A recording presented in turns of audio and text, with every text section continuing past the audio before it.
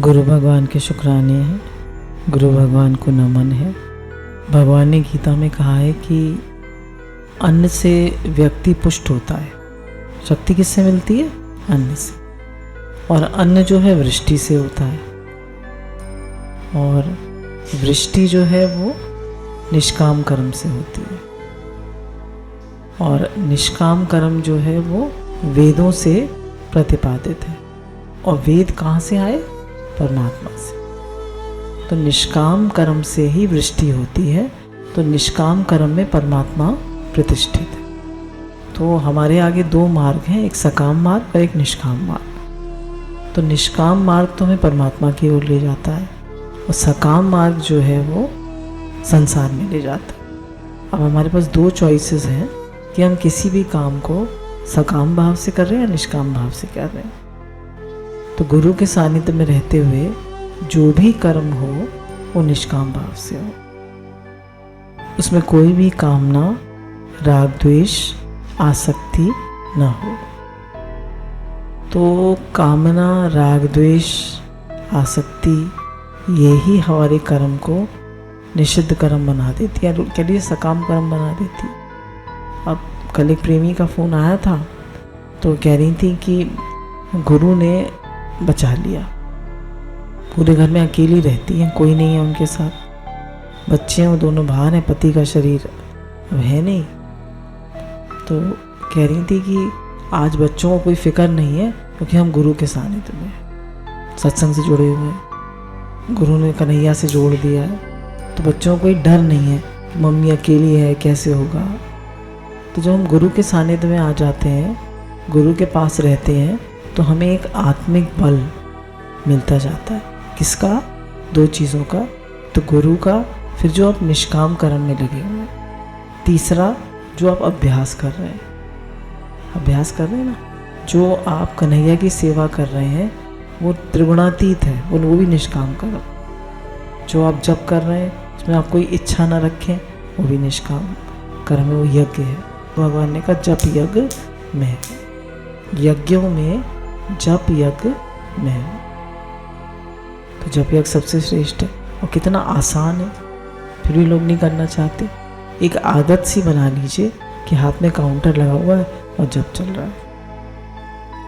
जब आपके हाथ में काउंटर, जब 1 सेकेंड मिला तो आपने एक मंत्र कह लिया। आपके हाथ में काउंटर लगाने की आदत है, तो आप एक दिन में आपकी 10 माला तो काउंटर से ही हो जाएगी। अब लगाए रखिए, और जब 1 सेकेंड मिले एक बटन दबा दीजिए, 4-5 सेकेंड मिले तो 4-5 बटन दबा दीजिए। लगाए रहिए। सुबह से जैसे ही उठते हैं तभी से लगा लीजिए और लगे रहिए, आपका यज्ञ हो रहा है। हमारे पास दो मार्ग, एक निष्काम और एक सकाम। तो निष्काम मार्ग हमें अंतर्मुक्ता की ओर ले जाता है, और सकाम मार्ग हमें बाहर मुक्ता की ओर ले जाता है। जब हम सकाम होते हैं तो बहुत बहिर्मुखी होते जाते हैं, क्योंकि हमने कोई काम शुरू करा सकाम भाव से, और उसके साथ 10 झंझट है। अब एक शादी करी एक लड़के ने, ठीक है, अब शादी करी, अब पत्नी आई, अब उसके बच्चे, अब पत्नी को कपड़ा चाहिए, अब जेवर चाहिए, अब बढ़िया मकान चाहिए, अब उसको भी गाड़ी चाहिए, फिर बच्चे हों तो बच्चों को कपड़े चाहिए, फिर उसके अच्छा स्कूल चाहिए। कितना विस्तार हो गया एक शादी करने से। और अकेला है, अपना परमात्मा में लगा हुआ है, कोई झंझट नहीं है गुरु के सानिध्य में। तो सकामता में कितना विस्तार है, और निष्कामता में कोई झंझट नहीं है। गुरु के सानिध्य में हम लोग बिना इच्छा करे हुए प्रेम पूर्वक निष्काम भाव से कर्म करते हुए और जप करते हुए और अपना अध्ययन अभ्यास करते हुए बढ़ते जाए, तो धीरे धीरे ये हमें अंतर्मुक्ता की ओर ले जाएगा। और जप जो है वो एक अकेला ही साधन, गुरु के सानिध्य में जप करने से एक अकेला ही साधन है जो आपको परमात्मा की तरफ ले जाता है। अकेले खाली जप करेंगे, गुरु के सानिध्य में नहीं होंगे, सत्संग नहीं होगा। सत्संग बहुत ज़रूरी है, सत्संग जो है बहुत ज़रूरी है, क्योंकि सत्संग के बिना जो बुद्धि है वो खुलती नहीं है। बुद्धि का खुलना, बुद्धि को समझ मिलना बहुत ज़रूरी है। तो सत्संग सुनते रहिए, बराबर गुरु जी की सीढ़ी में सत्संग अटेंड करिए और परमात्मा की तरफ बढ़ते चलिए। आपको खुद पता चलेगा कि आप अंतर्मुखी हो रहे हैं या बहिर्मुखी हो रहे हैं। अगर ज़्यादा मन चल रहा है तो बहिर्मुखी हो रहे हैं, आपका मन नहीं चल रहा है, इच्छाएं कम हो रही हैं तो आप अंतर्मुखी हो रहे हैं। इच्छाएं कम हो रही हैं क्या बढ़ रही हैं?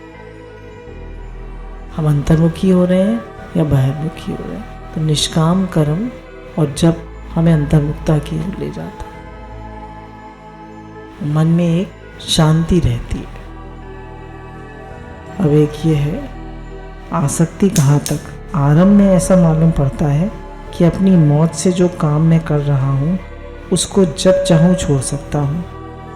मेरा बुलाया हुआ है, माना हुआ है, वश में है। कह रहे हम सोचते हैं जब जो काम चाहे शुरू कर लें, जब चाहे छोड़ दें। कह रहे आज मन किया चाय पी ली, कल मन नहीं किया नहीं पी, आज मन किया फलानी चीज़ खा ली, फलानी चीज़ कर ली, और जब चाहे छोड़ दें। कहने परंतु थोड़े दिनों का अभ्यास होने पर उसकी आदत पड़ जाती है और उसको छोड़ना बहुत कठिन हो जाता है। किसी भी चीज़ को आप थोड़े दिन करिए, जैसे आप सुबह 5 बजे उठने लगी है तो आप अलार्म लगाइए ना लगाइए, आपकी आँख 5, पौने 5, 5:10, 5 बजे खुलने लगेगी। क्यों? एक अभ्यास पड़ गया। जो थोड़ी बड़ी उम्र हो जाती है, 70+ हो जाते हैं, उनकी 3, 3:30 बजे आँख खुलने लगती है। भगवान कहते हैं बहुत उम्र हो गई, अब ब्रह्म मुहूर्त में उठना शुरू करो। पर हम आलस करते हैं कि अब कौन उठे। तो कह रहे हैं अच्छी आदत तो अच्छी है, पर जो भी बुरी आदत है उसको मत डालिए। किसी भी बुरी आदत को मत डालिए। उसको विचार करिए कि हम ये काम शुरू तो कर रहे हैं, पर ये मेरी आदत पड़ गई तो ये अच्छी है या बुरी है, ये सही है या गलत है। यदि उस काम को दूसरों का सहयोग हो तब तो और भी कठिन बंधन हो जाता है। अतः जिस कर्म को कम से कम जीवन भर निभा सकते हो, उसमें निष्ठा रख सकते हो, उसकी आदत पड़ने दीजिए। आप जिससे प्रेम करते हैं जीवन भर कर सकें। आप जो काम करते हैं वह अंतिम क्षण तक अपनी निष्ठा के रूप में रह सके, तो आजीवन निष्ठा के रूप में ना रह सके, उस निषिद्ध कर्म को मत कीजिए। कहने कोई भी गलत आदत मत डालिए। कोई भी काम आप करने जा रहे हैं, कल परसों में बात चली थी, तो ये देखिए कि हमें भगवान की ओर ले जा रहा है, ये हमारी निष्ठा पक्की कराएगा, ये हमें बाहरमुखी तो नहीं करेगा, ये हमारा मन तो नहीं चलाएगा। अगर मन चलाएगा, बाहरमुखी करेगा तो मत करिए। ऐसे ही नहीं कुछ भी कर लिया, कुछ भी खा लिया, कुछ भी सोच लिया। आप गुरु के सानिध्य में हैं, आप गुरु के बच्चे हैं, आप साधक हैं। कह रहे मन इंद्रियों पे पूरा कंट्रोल होना चाहिए। अम्मा जी बहुत कहते थे वो काम करो जो तुम जीवन भर निभा सको, उससे प्रेम करो जो तुम जीवन भर निभा सको, वो निष्ठा करो जिसको तुम जीवन भर निभा सको। और हम क्या संकल्प करते हैं?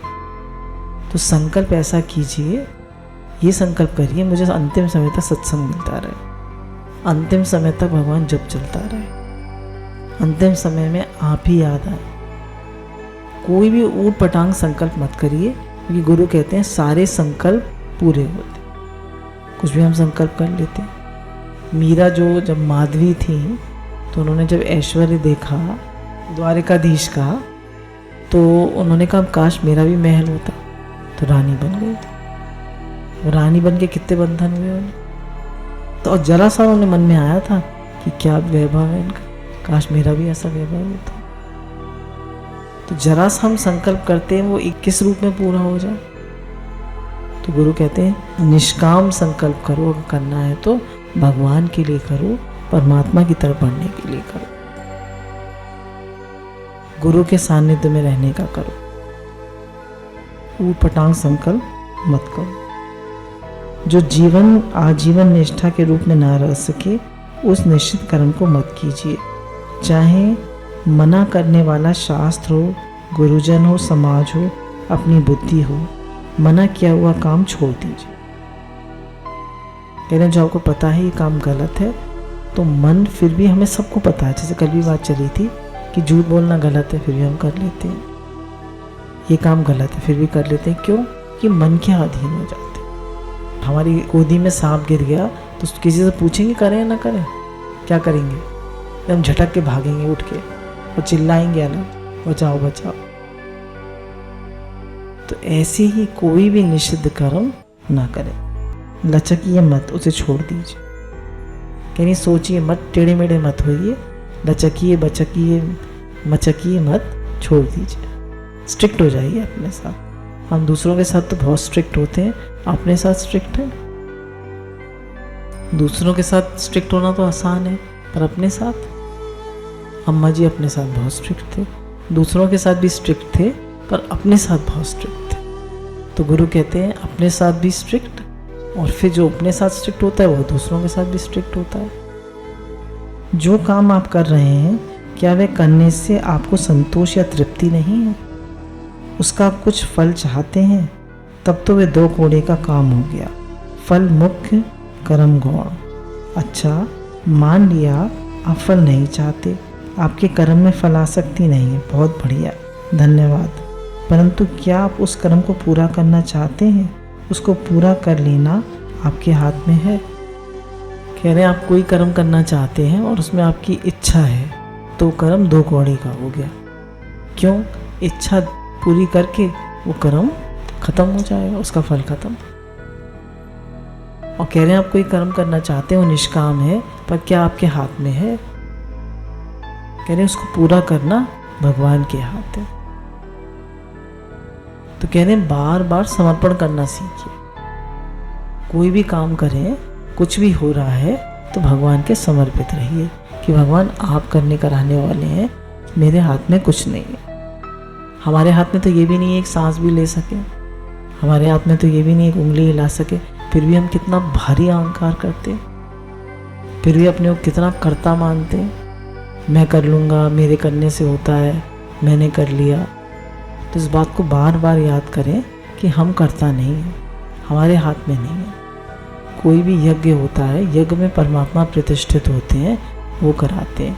अब यहाँ पे मोहन निवास पे भी सत्संग रूपी यज्ञ चल रहा है, तो भगवान चलाते हैं। हमारी क्या वो है हस्ती? कोई हस्ती नहीं है। सारा यज्ञ, सारा कर्म भगवान चलाते हैं। तो बार बार अपने जीवन को देखिए कि हम निष्कामता की ओर बढ़ते जाएं। तो श्री दादा भगवान का जो सत्संग रूपी यज्ञ है, इसका जो मेन बेस है गुरु बताते हैं, वो निष्कामता। कर्म पूरा करने के लिए नहीं किया जाता, कर्म पूरा करना अपने हाथ में नहीं है, वह समय भरने के लिए है। कर्म करते जाइए, बस आगे बढ़िए। आप समझते हैं कर्म पूरा करना आपके हाथ में नहीं है, फिर भी करते जा रहे हैं, करने का अभ्यास है। कह रहे हैं कर्म करना आपके हाथ में नहीं है, आपके हाथ में नहीं है कर्म पूरा करना। क्यों कर रहे हैं आप कर्म? समय भरने के लिए, समय बिताने के लिए करना है कुछ काम। शुरू करो अंताक्षरी लेकर हरि का नाम। ऐसी क्यों काम करते हैं? समय भरने के लिए। तो इसलिए हम जब क्यों करते हैं? समय भरने के लिए। भगवान का नाम ले रहे हैं, अभ्यास पड़ गया तो अंतिम समय में भी याद आए। कह रहे हैं कर्म को पूरा करना हमारे हाथ में नहीं है। अक्सर लोग घर बनाते हैं, बीच में ही मर जाते हैं, अक्सर देखा गया। तो कई लोगों को देखा बीच में उनको हार्ट अटैक आ जाता है, इतना पैसा खर्च होता है, इतनी मेहनत लगती है, बीच में ही मर जाते हैं। कहाँ पूरा हुआ? हमारे हाथ में तो नहीं है। कह रहे हैं कर्म पूरा करना भी भगवान के हाथ में है, बिना किए रह नहीं सकते।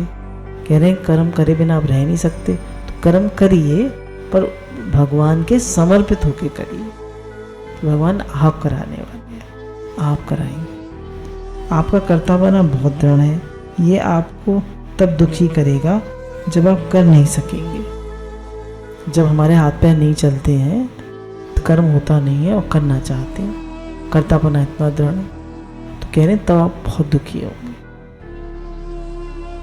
तो इसलिए कह रहे हैं सावधान, ऐसी आदत डालिए जो अंतिम समय तक निभा सके। किसी भी चीज़ का कर्तापना दृढ़ मत करिए। फिर तो अपने को अकर्ता समझना आवश्यक है, परंतु अकर्तापन को बोझ बनाकर अपने सिर पर मत थोपिए। अकर्तापन भी एक अभिमान ही है। फल आसक्ति, कर्म आसक्ति, कर्तृत्व आसक्ति, अकर्तृत्व आसक्ति, इन चारों से आप तब छूटेंगे जब आत्मा की पूर्णता का बोध होगा। आ जाइए हमारे साथ, आप पूर्ण हैं। कह रहे फल आसक्ति, कर्म कर रहे हैं बस उसके फल में आसक्ति सब में जाए, और कुछ नहीं तो तारीफ तो मिले, कह तो दे भाई अच्छी बनी है, बढ़िया है, बढ़िया काम किया, थोड़ा तो कह दे, तारीफ मिल जाती है तो हमारे सेरोटोनिन और डोपामिन पॉजिटिव हार्मोन्स सेक्रीट हो जाते हैं फ़ौरन, अच्छे हार्मोन्स फ़ौरन डोपामिन सेक्रीट हो जाता है। आपसे किसी कहिए काम बहुत बढ़िया हुआ है, तुमने बहुत बढ़िया किया, उसको एकदम फील गुड हार्मोन उसकी बॉडी में सेक्रीट हो जाएगा, उसको बहुत अच्छा लगेगा। जितनी उसने मेहनत करी उसके लिए उसको गुड फीलिंग आ गई, उसको तारीफ मिली नहीं मिली तो उदास हो जाएगा, उसको लो फीलिंग आ जाएगी। तो कह रही है फल आ सकती है, भाई भगवान ने कराया, आपके खाते में चला गया, बस ठीक है। कर्म आसक्ति, करने में आसक्ति, कर्तृत्व आसक्ति, कर्तापने की आसक्ति, मुझे करना है, तुम करे बिना रह नहीं सकते। और अकर्तृत्व आसक्ति, अकर्तृत्व आसक्ति क्या है कि मैं नहीं करूँगा।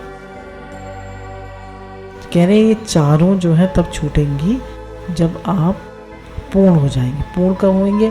आप अपने को आत्मा करके जानिए, आप पहले से ही पूर्ण हैं। तो कह रहे कोई भी आसक्ति मन में मत रखिए, कोई भी कर्म शुरू करें तो सोच लीजिए ठीक है, इसको हम निभा सकेंगे, ये हमारे लिए अच्छा है। तो अच्छी अच्छी आदतें जो हमें गुरु ने बताई हैं, जैसे व्यवहारिक बातें हैं, जैसे सुबह उठकर पानी पीना चाहिए कम से कम 2 ग्लास, और जिनका पेट साफ ना होता हो तो ये लोग बताते हैं थोड़ा नमक डाल लीजिए, सेंधा नमक, तो पूरा मोशन क्लियर हो जाता है। अगर नीचे बैठकर पानी पिया जाएगा जमीन में नीचे आलती पालती मार के नहीं, उखड़ू बैठ के, तो घुटनों में भी दर्द नहीं होगा।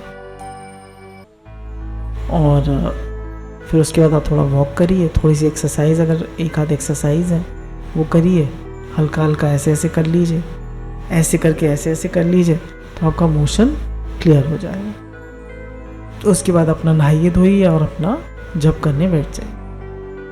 सुबह जल्दी उठने की आदत डालिए, 5 बजे की उठने की आदत डालिए। लेट से लेट है 6 बजे, जितनी जल्दी आप उठ सकते हैं। फिर अपना जप करिए, सेवा करिए, और जो भी काम करिए उसमें जो हरि बाबा थे वो अपने जीवन में 1 मिनट भी वेस्ट नहीं करते थे और किसी की भी निंदा नहीं सुनते थे। कोई निंदा करता था तो उठ जाते थे और कहते थे भगवान का नाम लो या कोई काम करो। उसके बाद अपना काम वाम में लग जाइए। फिर थोड़े टाइम एक्सरसाइज के लिए भी ज़रूर निकालिए, चाहे 20 मिनट करिए, पर क्योंकि जैसे जैसे उम्र बढ़ने लगती है हमारी पूरी बॉडी का सिस्टम स्लगिश होने लगता है, आंतों की पाचन शक्ति कम होने लगती है, हड्डियां धीरे धीरे ये सब स्टिफ होने लगते हैं, जॉइंट्स। तो व्यायाम बहुत ज़रूरी है, थोड़ी वॉकिंग, थोड़ी व्यायाम, इनका कॉम्बिनेशन जो जीवन में रखते हैं उनका शरीर अंत समय तक स्वस्थ रहता है। स्वस्थ शरीर में ही स्वस्थ मन रहता है, स्वस्थ मन होता है तभी स्वस्थ शरीर होता है, और अंतिम समय तक आप अपनी भक्ति बिना बाधा के कर सकते हैं। तो सब आदत अच्छी अच्छी डालिए, और कोई आदत टाइम से सोइए। इतना मत खाइए कि ऐसा लगे कि अभी गस्सा के अंदर नहीं जाएगा, इतना खाइए कि भी थोड़ी सी जगह रह गई है, थोड़ी जगह हवा और पानी के लिए रहने दीजिए। हवा और पानी की जगह कहाँ ऐसे आएगी? पेट में। हवा और पानी की जगह छोड़ेंगे या नहीं? आकाश तत्व तो कहाँ से आएगा? आकाश तत्व की जगह नहीं छोड़ी तो पेट साफ नहीं है। तो इसलिए अम्मा जी कहते थे कि तुम्हारे हाथ में है जीवन बनाना, आपके हाथ में है, आप अपने जीवन को चाहे जैसा बना लीजिए। तो हम सबको गुरु का सानिध्य मिला है, गुरु भगवान के अनंत अनंत शुक्राने हैं गुरु ने हमें जप भी दिया है, कन्हैया की सेवा भी दी है, तो बहुत प्रेम पूर्वक, बहुत निष्ठा के साथ, बहुत मेहनत के साथ, प्रेम पूर्वक आगे बढ़ते रहें और जीवन का 1 मिनट भी वेस्ट ना करें। गुरु भगवान के अनंत अनंत शुक्राना।